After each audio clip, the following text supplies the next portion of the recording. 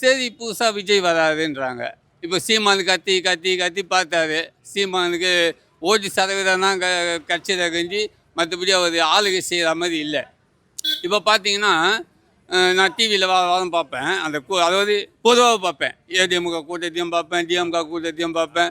இந்த மாதிரி பரப்புரை இப்போ எடப்பாடி 25ஆம் தேதி வந்தார் இல்லையா, அதையும் பார்த்தேன். இப்போ என்னடான்னா மக்கள் யாருக்கு சப்போர்ட் பண்ணுறாங்க அதை தான் பார்க்கணும். நான் சொன்னால் உனக்கு பயமாகுதா? இது நம்ம சினிமாலே பார்க்கலாங்க. 100 பேர் அந்த கட்சிக்காரனா இருந்தால் 10 பேர் ஏவி விடுவானுங்க. போய் கல்லு சோடா பாட்டில் எடுத்து வீசு, மரத்தை பார்த்துக்கலாம். அந்த மாதிரி சினிமாலே காட்டுறாங்க. அந்த மாதிரி சூழ்ச்சி கூட பண்ணியிருக்கலாம் ஆளுங்கட்சி. இப்போ ஆளுங்கட்சி நான் என்ன சொல்லுவேன்னா, எங்க நல்லது செய்கிறேன்னு வராங்கன்னு வச்சிங்களேன், அவங்களுக்கு சப்போர்ட் பண்ணுங்க. ஒருவேளை நீங்கள் நல்லது செய்கிறீங்க அப்படின்னு சொல்லலாம் உங்களுக்கு ஓட்டு போட்டு போகிறாங்க ஜான.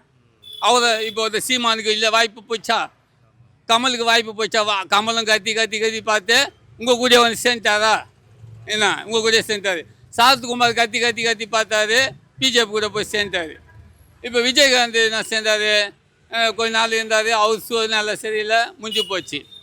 அந்த மாதிரி இவருக்கும் வாய்ப்பு கொடுங்க. ஒருவேளை நீங்கள் தமிழ்நாட்டுக்கு நல்லது செஞ்சுருந்தா உங்களை தூக்கி உட்கார வைக்க போகிறாங்க சிம்மான் சட்டத்தில்.